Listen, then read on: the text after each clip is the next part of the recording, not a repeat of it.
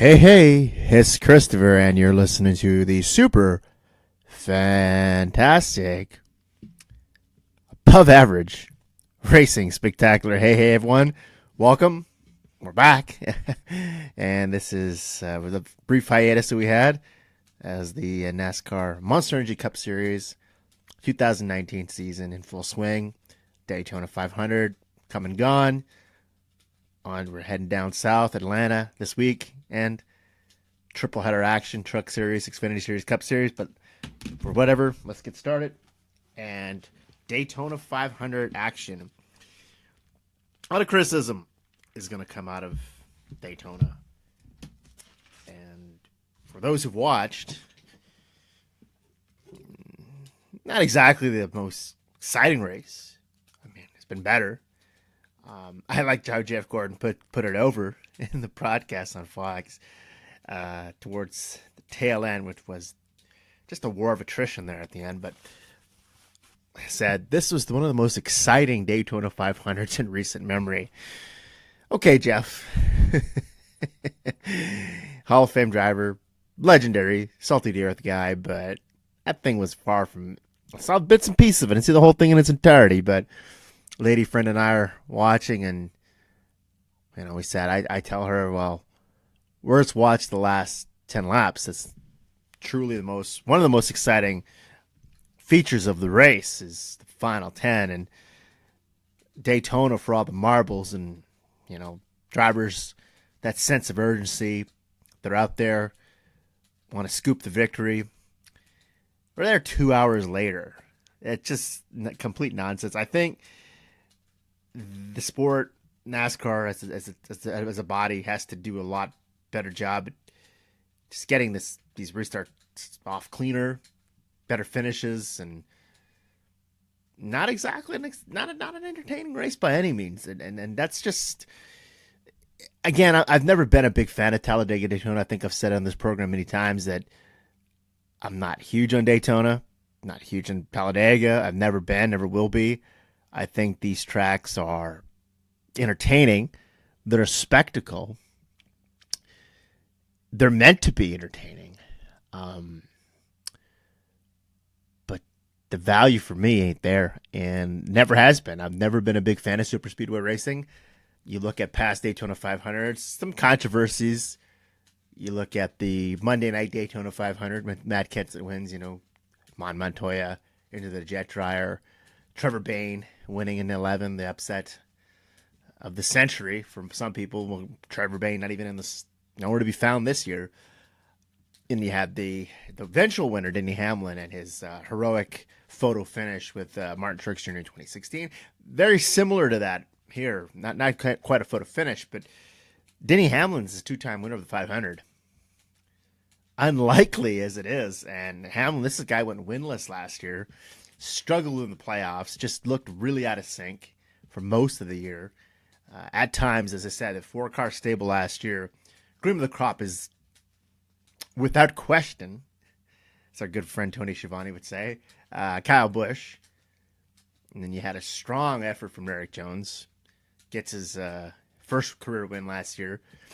Daniel Suarez, I thought, it's not the Daniel Suarez fan club hour. Don't worry, we're not going to spend too much time on him. Talk about that dude a lot on this program, but he looked really good at certain pockets of the season. And Hamlin, I just think Hamlin looked really out of sync, out of sorts last year.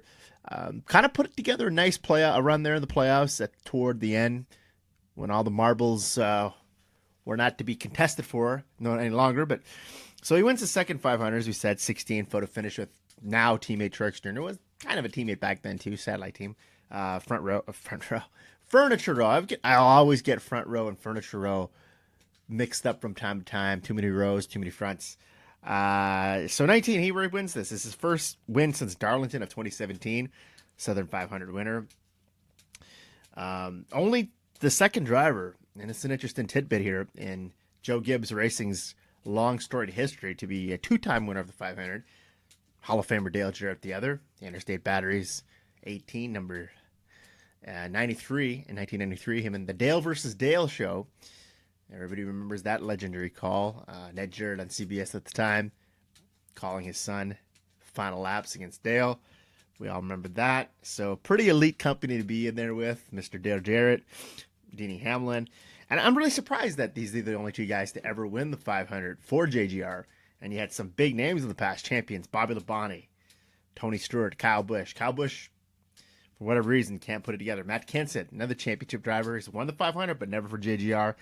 Another championship driver, Joey Logano, unsuccessful in his days at JGR. And a whole host of others, J.J. Yaley, whoever you want to put in there, Mike Bliss. Who else has raced for JGR at some point in time? Just a slew, a plethora of talented names, but Denny and Dale Jarrett, only two guys to ever visit the winner's circle for the coach in the 500. So I put it's his 32nd career win. He's 24th all-time on the wins list. Again, a little bit of irony here. Tied at the moment with Dale Jarrett, the aforementioned Mr. Jarrett, the champion, former champion. Good company to be a part of. If Denny, and there's lots left in Denny. I don't think Denny's finished. All the people that think Denny's dead and buried, we're going to get to that momentarily. But if he can win 3, he'll join the likes of Bill Elliott, Sterling Marlin. Oh, actually, and his only 2 wins. We're getting ahead of ourselves here. Let's go back a bit here. So, in winning on Sunday, making it 2 500s, he joins the likes of Bill Elliott, Sterling Marlin, Michael Waltrip, Matt Kenseth, Jimmy Johnson, and Dale Jr. himself as the only drivers to win the 500 on 2 separate occasions. So now, lots of racing left. If he can do this, if he can make this happen, if Denny can win 3, lots left in the tank, lots of racing left for Mr. Hamlin, he would join only the likes of Bobby Allison, Dale Jarrett, and it seems to be 360 degrees here of Dale Jarrett, and Jeff Gordon as the only drivers to win the 500 on 3 separate occasions. Jimmy Johnson still could do that as he is still active.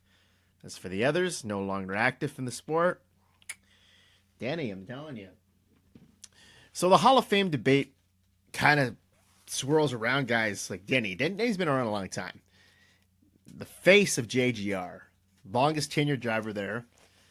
He's been with them forever, since 2006. Still missing the Coke 600. That would, and the championship. Missing that title. Closest he came 2010 was actually the leader going into Homestead, Miami that year. For whatever reason, nerves just could not get the best of Jimmy Johnson, the 48. In all fairness to Denny, I don't think there's a lot of guys who could hold a candle to Jimmy Johnson at that time. He was just in another realm of superiority at that time. Things have changed. Do I think Denny has a shot at the championship? I think if this group stays together, this group has a solid... There's a lot of motivation. As we said, this was, for them, a monumental win.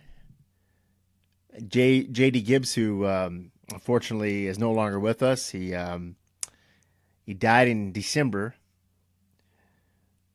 at the age of 49, and one of the driving forces behind the 11 car, that's his baby. That was the driving force behind JGR with his dad, the coach, Joe Gibbs. It's definitely sentimental favorite going into this. It felt like this was serendipitous all the way around. This was meant to be. I remember watching with Stacy, and she says, "I'm pulling for Kyle Busch at this point. I think Kyle Busch is going to win the race." And she's like, "I think that number 11 car is going to win this thing."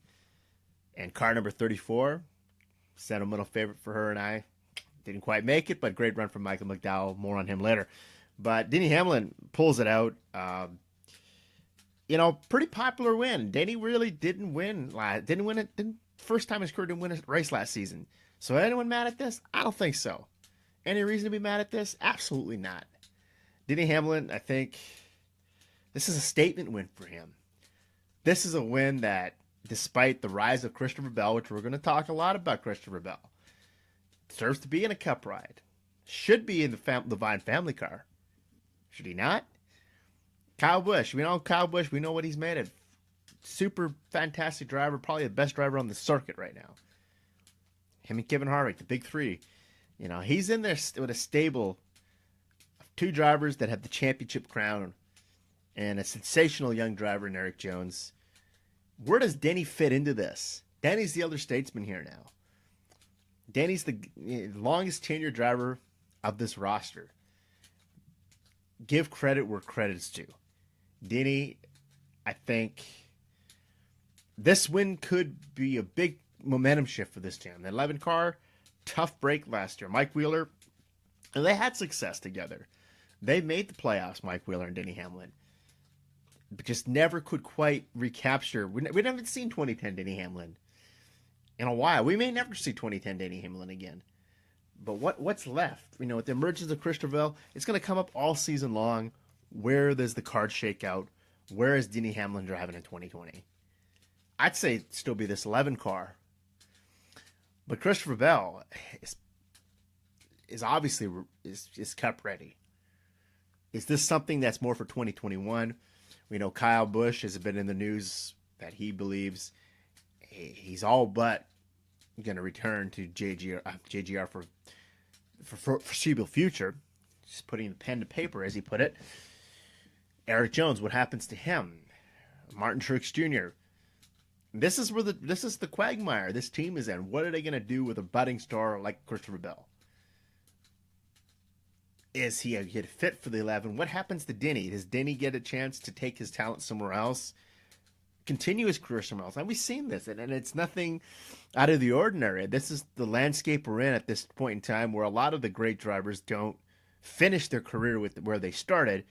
Ideally, would be fantastic to see Denny Hamlin finish with JGR, but you kind of get that feeling it might not happen. But let's look at the Hall of Fame. We talk a lot about the Hall of Fame. Just recently entered a new class of inductees in. Jeff Gordon, the headliner, as he should have been. He's got the two Darlington wins in the Southern 500 in 10 and 17. The two Daytona 500, 16 and 19. His best finish at the Brickyard. You talk a lot about those crown jewel races. I feel like the criteria, there's many criteria to look at when it comes to this Hall of Fame. Like you have a guy like a Ron Hornaday Jr., and you say to yourself, well, why is he in the Hall of Fame? Arguably, without question, the best driver to ever suit up in the Gander. It's gonna get Gander Outdoors Truck Series. Had a little bit of success in Xfinity. So when they're looking at the criteria for this Hall of Fame, a little bit different because they're not just basing this all on accolades in the Cup Series. This is across all three major series in NASCAR, all three touring series. The criteria seems to be championships and those crown jewel races. We talked a lot about that with Brad Keselowski last fall in our program. Is Brad Keselowski, does he fit that mold? Is he a Hall of Famer? Well, now we're looking at this at Denny. This is pretty big to win two Daytona 500s, and we named that list. We named that list of multiple Daytona 500 winners. You got Bill Elliott, legendary champion, Hall of Famer. You have Kenseth, champion, should be a future Hall of Famer. Johnson in there. Dale Jr.'s going to get in based on popularity. The wins in the 500. Michael Waltrip, I don't think is going to make the 500. I mean, he's not going to make the Hall of Fame based on those 500 wins. Sterling Marlin, missing that championship. Won some pretty big races in his career, but I just can't see him being a Hall of Famer. So you look at Denny, he's got the two Daytona 500 wins, pretty elite company, as we talked about. In the Coke 600, his best finish, second in 2012. At Brickyard, third on three separate occasions, 8, 08, 14, 18. So when you start looking at criteria, Denny would have to, if he wins the Coke 600 or can win the Brickyard from here till the end of his career, I'm saying he gets in this thing, but I think that championship, he has to add that to his already impressive resume. He's won Pocono a bunch of times, Martinsville, Won the season finale at Homestead, Talladega. So he's had some really clutch and key victories, sweeping Texas in 2010. But it's just when it all comes back down to it, we're never going to probably see that 2010 Denny Hamlin as we spoke about, and we'll talk more about that later. But that championship, you feel like if you go back in the way back and the hypothetical machine here, what could happen had he won this championship? It could be a whole other conversation about Denny Hamlin, about the Hall of Fame, if he leaves Homestead, Miami 2010, slaying the giant that is Jimmy Johnson at the time. And I don't know if you believe in magic, but I do, and I believe that I've always said it, that Denny Hamlin has that championship aura about him, that he is a future champion. I said this for years. He's a hardworking individual, has been in the sport a very long time, deserves a title run.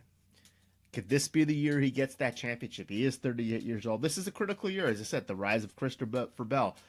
This JGR call an audible here just totally turned things upside down, put Bell in the car, puts Denny in another position. But where would Denny go at this point in time? A lot of the major seats are filled in the series, and at this time, you have Stewart-Haas, JGR.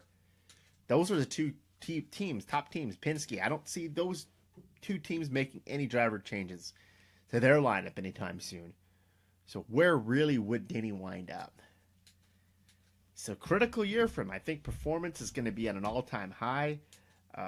The crew chief change, I'm a huge supporter of this. I think, as I said, him and Mike Wheeler had put together a couple good years, but I think that got stale real quick. They had to freshen this program up, this particular team. Just did not fit last season to the rest of the entire organization was putting out there. So as I said, he is the face of JGR, longest tenured driver.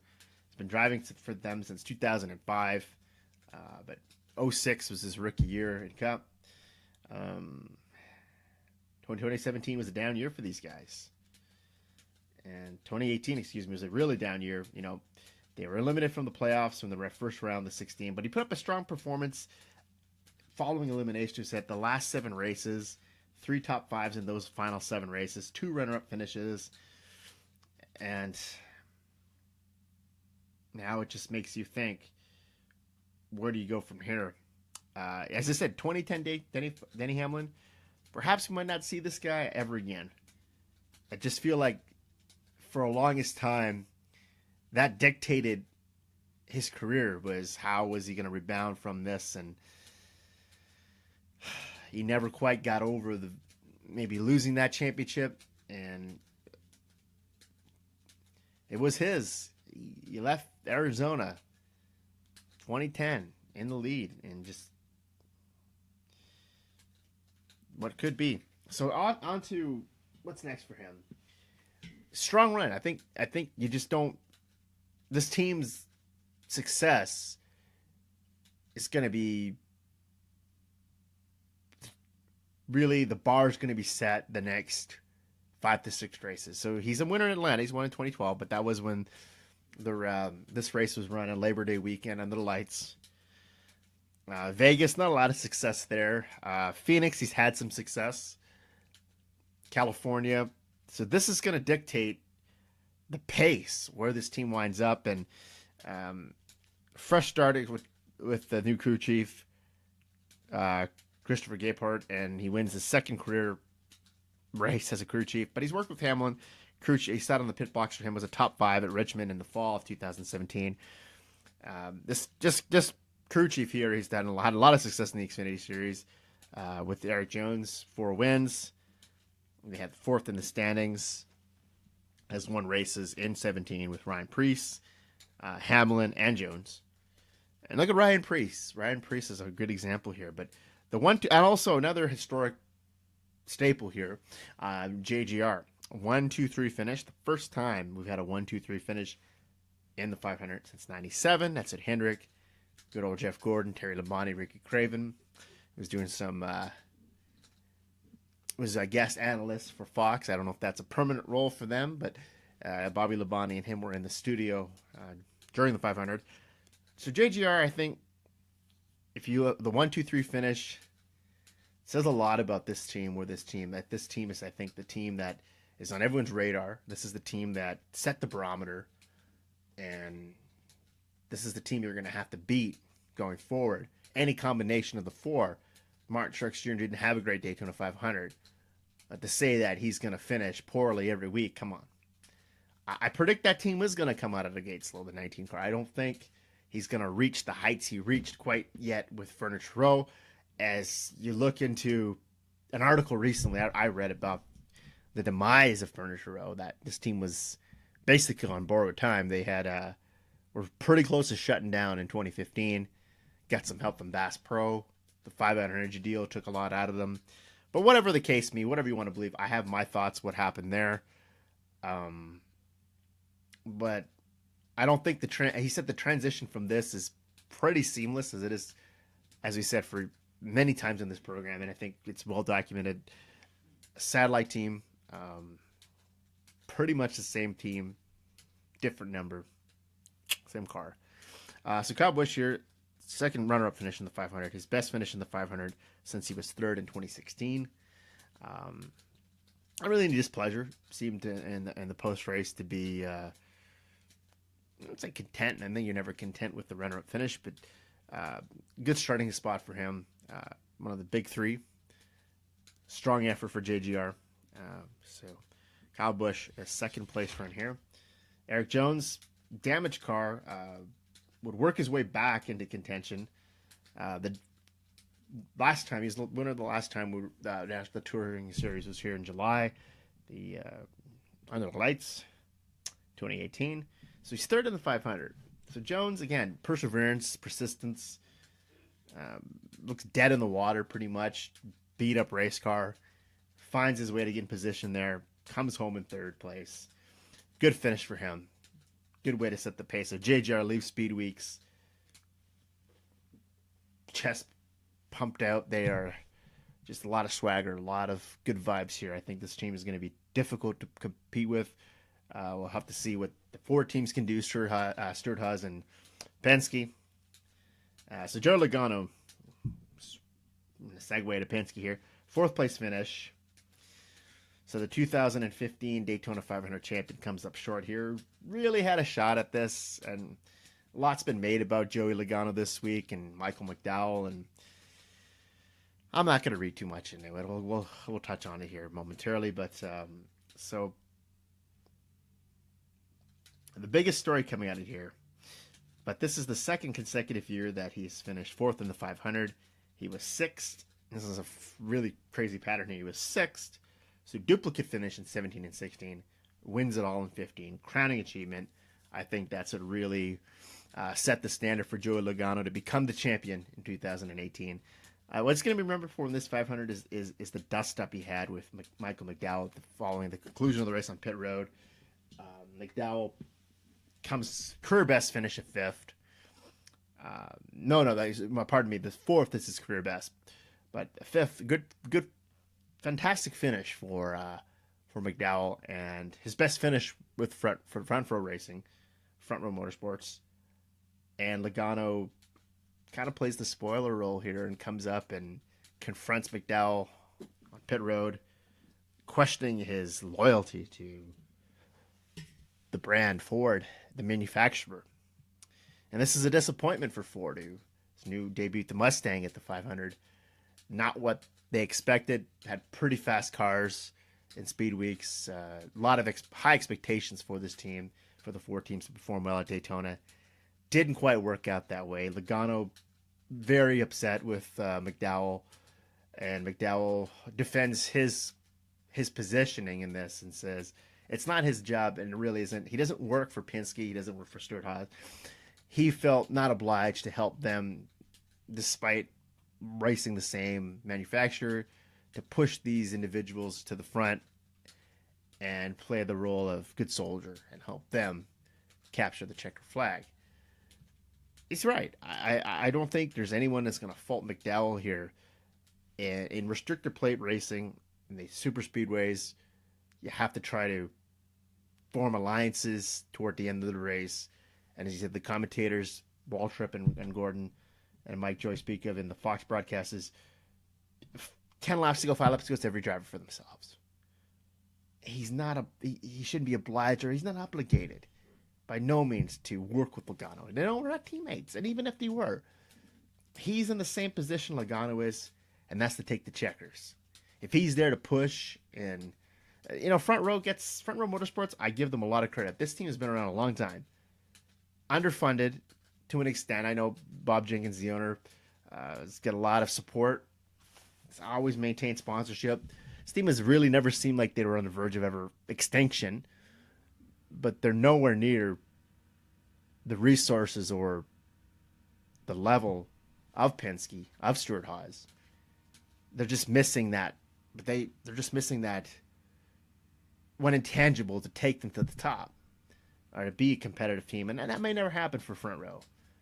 But Front Row, when you ever go to Daytona, Talladega, as they proved when they pulled that upset in 2013 with Reagan and followed by David Gilliland at the time, that Front Row has an extraordinary restrictor plate package. They've always run really well at Daytona, Talladega. This was McDowell's one opportunity, and I came into this race feeling like he had an opportunity to run up front, and he's done really well. McDowell will talk about his recent string of success at Daytona, but I don't think he's at fault here at all. I think he did the right thing. He wanted to win the race himself.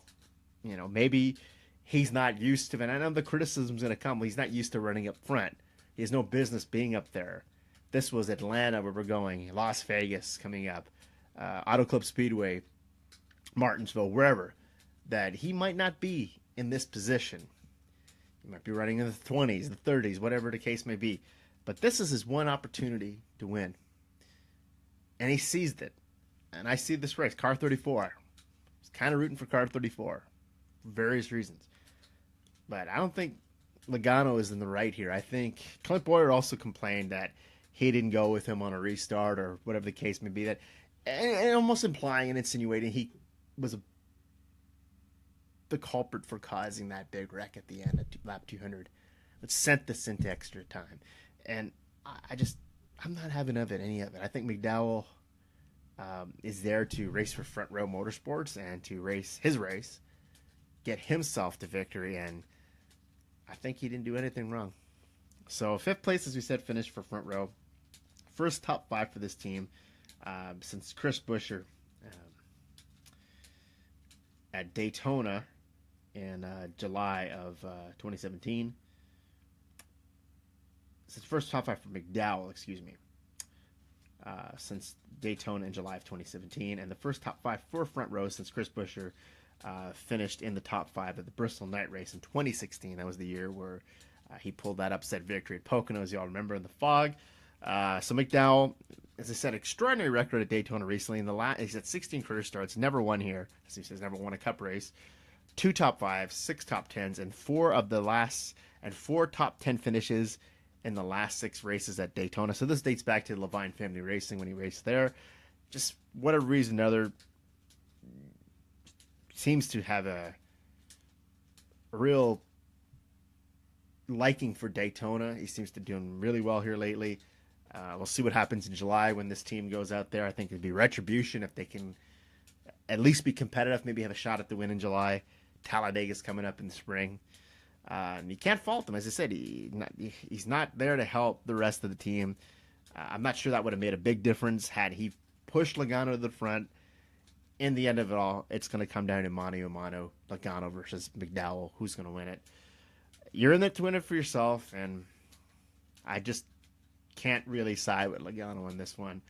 I think McDowell had every intention to win this race for himself and Front Row, and should not feel bad. I think it's a job well done and great finish for Front Row and for Michael McDowell.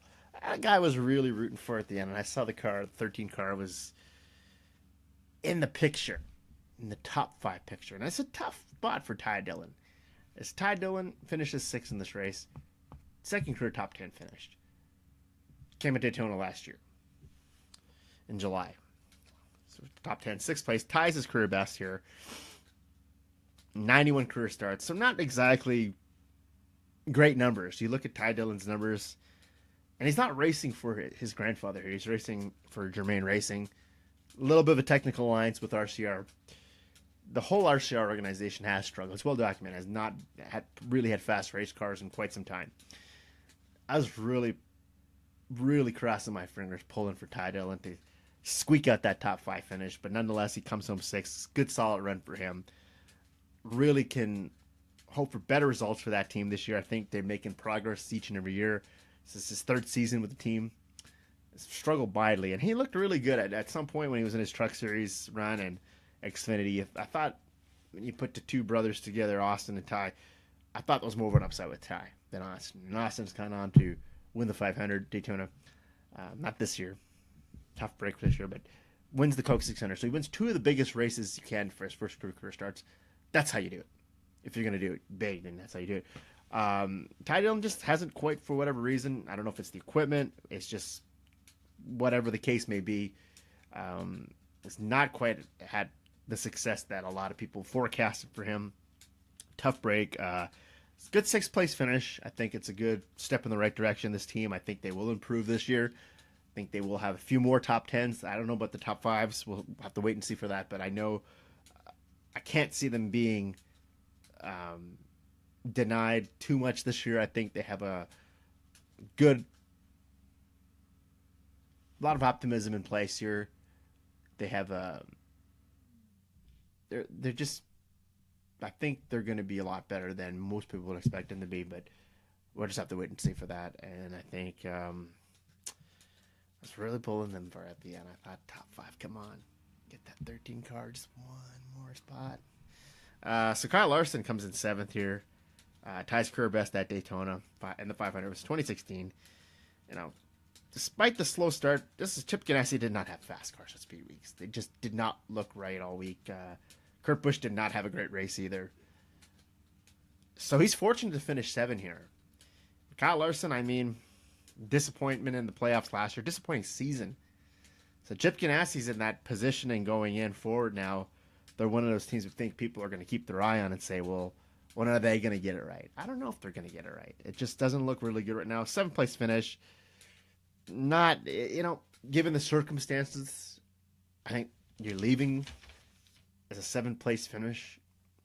Looks good on paper, but it really wasn't earned. It really did not look. It didn't look good. I think, he finished in the top 3 of the last 5 races in 2018.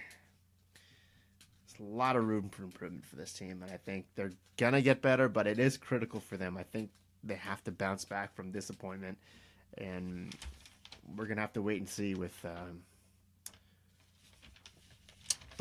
Kyle Larson and Kurt Busch. But I think Chip Ganassi Racing has a long uphill battle ahead of them. Did not look good at Daytona.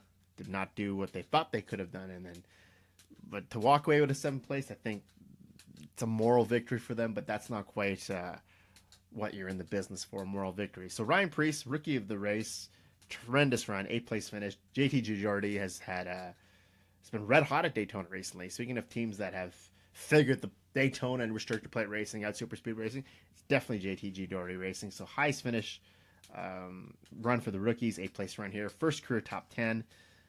3 top 5s in the last 4 Daytona events for JT Giordi. That's collectively with AJ Allmendinger was there. Chris Buescher. So a lot of optimism for Ryan Preece. You figure that this team is, the first outing for him, pretty successful. I don't know what they're going to do next week in Atlanta. They're also running the Xfinity event for Junior Motorsports. But Ryan Preece, tremendous upside. I think he's the favorite to win the Rookie of the Year here.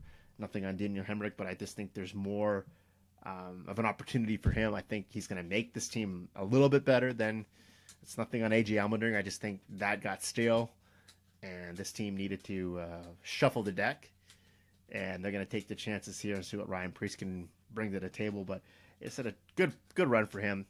Had a lot of TV time, was in a lot of shots, and was just right up there in the end and had a shot. It was just as competitive as anyone and could have easily won this Daytona 500. So Jimmy Johnson here, he battles back from a debacle on pit road. So he wins the Clash. causes that huge wreck last week. Paul Menard this week, a little bit of racing karma is faulted for causing that wreck at the end there, lap 200. So there's a little bit of debacle on pit road. They get slammed by the Rick Ware racing cars that they takes out Tyler Riddick in the 31 car for RCR and Jimmy Johnson. Jimmy Johnson battles back from that. Good day gone bad. Salvages a poor day. Takes a 9th place finish. High hopes for Hendrick going into this. They had 2 cars who occupied the front row. William Byron, Alex Bowman. Alex Bowman continues to amaze at Daytona. It's 2 consecutive years. Had a really good run in 17 when he was in the Clash for Dale Jr. So this is a good day gone bad for Johnson. I think everyone's still waiting on Johnson to win. Still winless. Hasn't won a race since Dover in 2017. It's a long drought. I think much like Kyle Larson, he's leaving here. Could have been a hell of a lot worse. So you're leaving here with moral victory, but a little bit of bad taste in your mouth. So Johnson, I think, might be a car to watch this week, but a lot of high hopes for Hendrick this week. I think they're in that mode where they're catching up, that the 3 teams that have been to beat the last couple of seasons, you look at JGR, Stewart-Haas Racing, Penske, those are sort of surpassed Hendrick, as Hendrick was once seen as the dominant team. They've shuffled their deck. Their roster looks a lot different, much younger. Johnson's the elder statesman. I think new crew chief, so it's a big transition for Johnson, but we'll see. 9th place finish at Daytona. So Ross Chastain, let's talk about him here. 10th place finish, career best in the Cup Series. First top 10 for Jay Robinson Racing since 2017 at Daytona with Michael Waltrip. He's 3rd in the truck race on Friday. The ceiling is just really high for this guy. I think it was nice to see him in this. It was a war of attrition. It was a lot of wrecks. There was a lot of different drivers that were taking out, good drivers, but that shouldn't take away from this. Ross Chastain has impressed a lot of folks. It's unfortunate what happened with Chip Ganassi and DC Solar, that they weren't able to run the entire season in the Xfinity Series, compete for that championship, but tremendous run here. I know you'll be critical. It's Daytona. This is not as if he had a 10th-place car with Jade Robinson's equipment in Atlanta or Las Vegas. But nonetheless, I think it's we're not talking about the moral victories. I know how Johnson and Larson, he said, are fortunate to leave Daytona. Could have been a lot worse. I know he's not running for the points championship in the Cup Series, but tremendous run. I think you're leaving Daytona with a ton of optimism for Ross Chastain. I think this watermelon farmer from Florida is going to do really well for himself, and I think given the opportunities. So we don't know what Kurt Busch's situation is. Kurt Busch has alluded that he may call it a career at the end of this year. Ideal candidate to take over, take the seat, take the one car, and let's see what Ross Chastain's really made of. But it's really cool to see this guy rising to the occasion here and developing quite the cult following in the NASCAR series, and it's pretty cool. So Alex Bowman said 11th place here. Bit of a disappointing run, but solid nonetheless for him. Outside pole sitter. Nothing pretty about this. Nothing flashy about it at all. It's a good finish. It's a good day, considering you're on the outside pole. Hung in there. William Byron, the pole sitter, and despite being in contention until the final wreck at lap 200, comes in with 21st first place finish. Ceiling's really high for him, so working with Chad Knaus, legendary crew chief, William Byron is going to it's going to be interesting to see all year how he evolves. This is year number 2 for him. Chase Elliott, another disappointed. The string of Daytona disappointment continues. 17th place run here. So you look at this, the trend of poor Daytona 500 finishes continues. 16th in 2016 he was 37, 17, 14, 33rd and 18. And here 19 he's 17th. So 7 career starts at Daytona. Best is 14th, 2017. I think we look at Chase and the success that Bill Elliott had at Daytona, and it just seemed that this type of racing is suited to his race, to his style, and we've seen him win Xfinity race in Daytona a few years back with JR Motorsports. Disappointing for Hendrick all the way around, but I think to have a car in the top 10 with Johnson, Bowman comes in 11th here.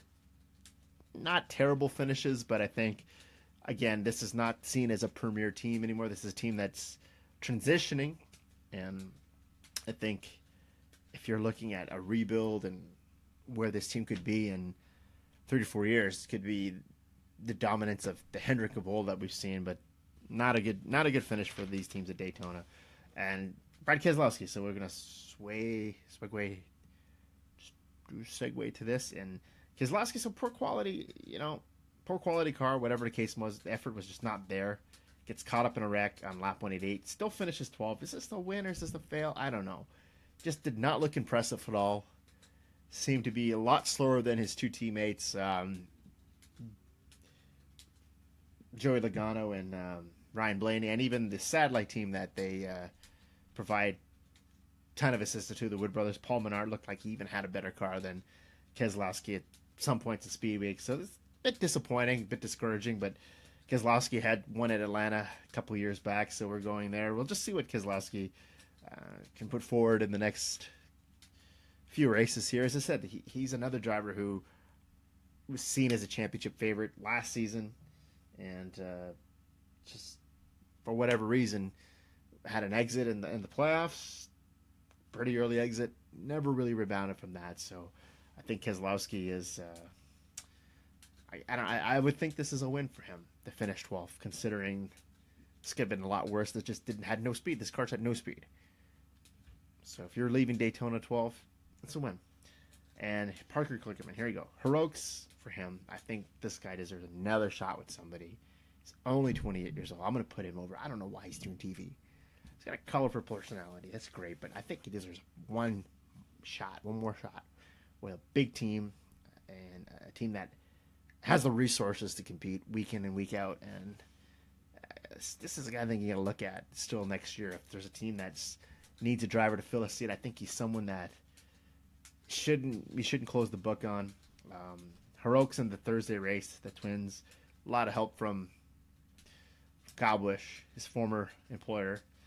He makes the 500, finishes P15 here for the 96 car. Career best finish for him in any, not just Daytona, but in any showing cup. As I said, most of his career was spent with Swan Racing. Failed team there 5-6 years ago. Only 28 years old. I think that's what you have to highlight here, is that Parker Kligerman still has a multi-talented driver. Could help somebody out. His real only big shot at the big time, I think, was the 2013 season. He ran a full season for Xfinity at Kyle Busch Motorsport, finished 9th in the standings, 3 top 5 finishes, 13 top 10s, 2 career truck wins. Parker Kligerman, I think, is someone that, I don't know if he's completely committed to broadcasting or he's going to race a few more races for this 96 team throughout the year, but I think it's a guy that you can't really just write off just yet. I think he's someone that, given his age, and I just think he could help somebody out. Give him a shot. Let's give Parker a shot. Let's get that training. So Clint Bowyer, he runs up front, closing laps. Had a legit shot at winning this, I think. He got collected up in that lap 200 wreck. Seemed to be also not too pleased with Michael McDowell. Thought that he should have went with him and that maybe he caused that big wreck, and finishes 20th. So he's the best of the Stewart-Haas team. The Stewart-Haas team did not have a memorable Daytona. None of the Ford teams did. So I think Clint Bowyer to finish 20th here. Had a shot at the 500. That's all you can ask for. See what he can produce the next couple of weeks here. And Jamie McMurray, in conjunction with Spire Motorsports and Chip Ganassi, final race, 22nd place finish. Led some laps. He ran up front. Gets caught up in the wreck. A couple wrecks, actually. He rallies back. He's in contention late. Nothing spectacular. The 2010 winner. So wraps up his Cup career. 583 starts. 7 wins. 63 top 5s. 168 top 10s. 11 poles. Highest points finish. 11th in 2004. And he's won 2 really huge races for him. When he won in 2010, the Earnhardt Ganassi merger. the 500 and the Brickyard 400 same year. Doesn't make the playoff that year. Bit of a disappointment, but overall, just tremendous year for him in 2010. And he wins it. No, people remember he wins substituting for Sterling Martin, his second career start, October 2002 at Charlotte. And you look at the top of Jamie McMurray, what's he going to be best remembered for? I still think it's going to be the career win in start number 2, and the number 40 Coors car substituting for Sterling Marlin. 500 was pretty huge. The Brickyard win was monumental, but I think that's what Jim McMurray's going to be best known for. But he's never won a race for Chip Ganassi, and I think that's an interesting stat. Other than that race, substituting for Marlin, the other races he had won was Earnhardt Ganassi banner. Won a race, 2 races for with Roush Fenway when he had that run there. Unsuccessful. I think his tenure with his run with Roush Fenway will be seen sort of as a letdown, but had some flashes of brilliance there, but for whatever reason just didn't work out for him. The 26 car, and be best known as the driver of the number 1 car for Ganassi Racing, Earnhardt Ganassi. And McMurray's going to call it a career and going to get into the analytical side of the sport, be an analyst for Fox, and good for him. And he's going to do really well for himself. And it was good to see him on the track one last time. So Matthew DiBenedetto, satellite team here, Levine Family Racing. Career run for him. He leads 49 laps, working with Mike Wheeler, Denny Hamlin's former crew chief. Gets caught up in a wreck, lap 192. Positive outlook for him for the rest of 2019. How does he rebound from this? I think this team is, in his post-race interview, look at it, he was so appreciative of the opportunity he had to race for Levine Family Racing and their alliance with JGR Technical Alliance. I think Matthew DiBenedetto is going to have a good season. I don't know. I think some people have him predicted making the playoffs. Maybe on points. Maybe he wins. I don't know. But if that's any indication, his Daytona run, I think he's going to be a major player this season in the Cup Series. Not just another driver that is there to turn laps and put his time in week and week out. But I think DiBenedetto definitely had a great showing at Daytona, and I think it's something that to keep your eye on for the rest of 2019. So, then let's just segue here now to the Xfinity Series real quick. And, when a guy you feel like never got his just due. Well, this is Michael Annett. Michael Annett wins his first career Xfinity Series race, and in career start number 30, 230, third season with JR Motorsports, leads 45 laps, over 10 years since his last win in the ARCA Series, 2008 at Daytona. So is this a turnaround year for Michael Annett in 2019? Can't really say based on that one win at Daytona, but I think it'd be nice. He's been around a very long time, had some unsuccessful Cup runs there with Tommy Baldwin Racing. Also, the other team he was with was that Harry Scott. Also had a run with those guys as well before they transitioned to what we now know. What did they transition to? In any case, the team doesn't exist anymore. But that being said, Michael Annett's had it's interesting. It's interesting when I saw that he'd won the race. I was like, that's interesting. But JR Motorsports, all 3 cars in the top 10. Justin Allgaier, title contender this season, finishes second place. Chase Elliott was running the race as well, finishes 10th. So like I said, Michael Annett, it's really cool to see that he had won this Xfinity race at Daytona. Good for him. Not sure if it's going to really this is groundbreaking by any means, but it's still pretty cool to see him win the race at Daytona. Good win for JR Motorsports. JR Motorsports is a really good restricted plate package, and it's great to see that. Michael Annett has been at the winner's circle, 230 career starts later, but there he is. And we'll move on now to Atlanta this weekend. Triple header. All 3 series are in action. So Ford has won 2 of the last two events in the Cup Series. Keselowski in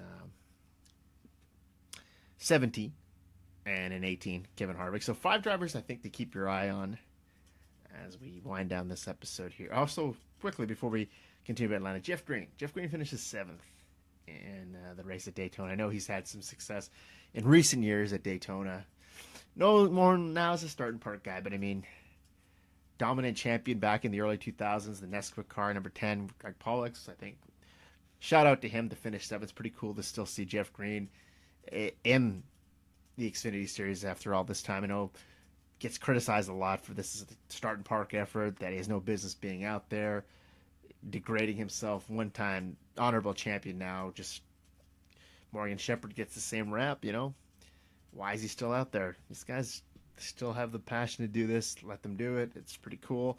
But 7th place for Jeff Green at Daytona. I thought that was really neat. So back to the 5 drivers to watch here at Atlanta. I think Chase Elliott, his home track, 3 career starts, no finish worse than 10th 2018. His best finish was 5th in 2017. The Elliott Racing Heritage be full swing here. Be really cool to see him win at Atlanta.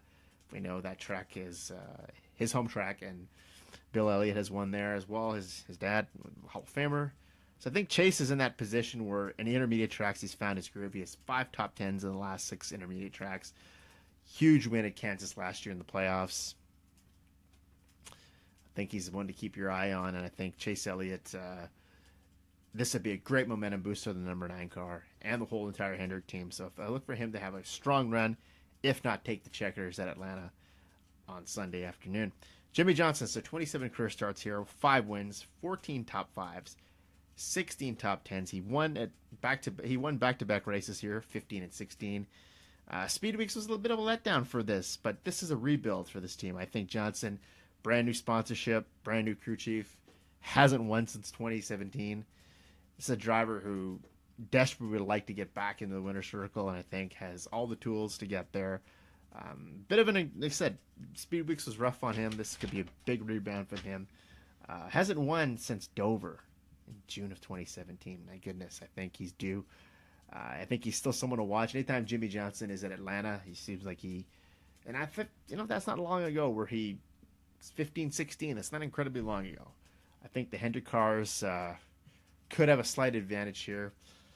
Kyle Busch would be another driver. 2008, 2013 win in Atlanta. The win at 13 was the race was held, like I said, on Labor Day weekend, but in 2018 he won in March. 2008. The pole sitter in 18, and just fresh off that 2nd place finish at Daytona. As I said, one of the big 3 top guys chasing history. If he wins the truck race Friday, could be the all-time wins leader in the Truck Series and the Xfinity Series. He's already there, chasing number 55. He wants to get to have some of the Hall of Famers there in the Cup Series. Tremendous talent. So Kyle Busch is always someone you're going to keep an eye on when you're at Atlanta. Kurt Busch, seeking redemption from, I guess, a poor Daytona. In 27 career starts at Atlanta, 3 wins, 6 top 5s, 13 top 10s. He wins the race in 02, 09, and 10.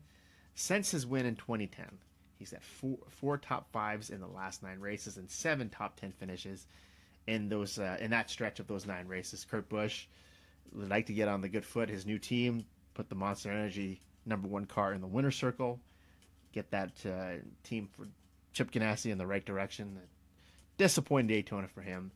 Kyle Larson finished 7. Kyle Larson could still be a guy you could watch. His teammate had a runner-up finish there in 2017 to Brad Keselowski, but Kurt Busch I still think could be one driver to not sleep on at Atlanta. And Kevin Harvick, obviously, disappointing week for the entire Stewart-Haas team, especially for Harvick. I think he had a lot of optimism going into Daytona that he could have a shot at maybe winning the 500 again. 2001 winner, first career win for him.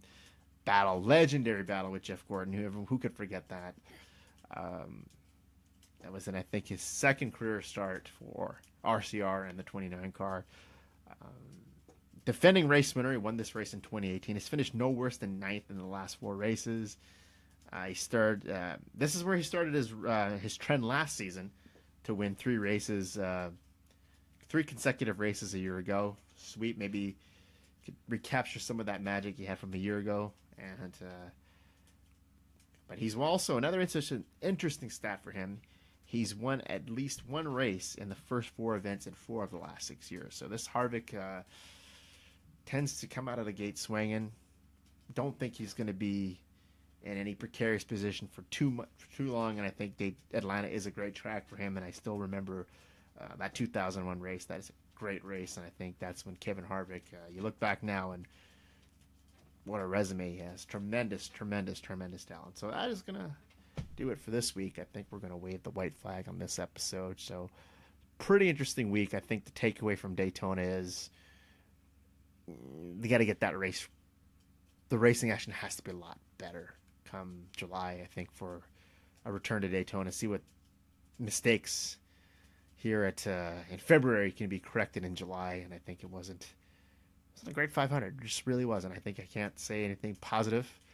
It was nice to see someone like Michael McDowell finish up front. Ryan Preece had a great run. So some great stories to come out of Daytona. But overall, still a transitional period for the sport in its entirety. But these chaotic wrecks are just not entertaining to watch. And I hope that Talladega will have better results as well. But until then, we're going to wave, like I said, the checker flag of this episode. I thank you kindly for listening. And I promise to be more active with this podcast. I know we kind of went on hiatus there for a bit, but I'm fully committed to making this a great podcast. And I hope that you'll continue to listen and enjoy it when I put it out. Until next time, I will see ya.